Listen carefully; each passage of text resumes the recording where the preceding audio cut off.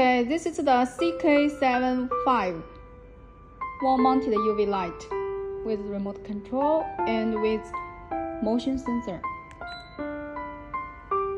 There is a time delay.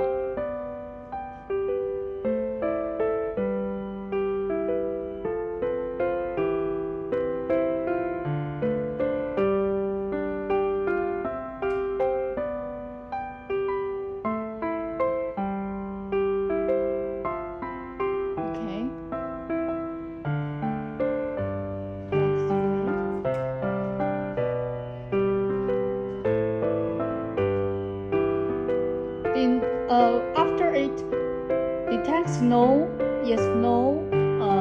human movement or animals movement, after 30 seconds, it will restart again.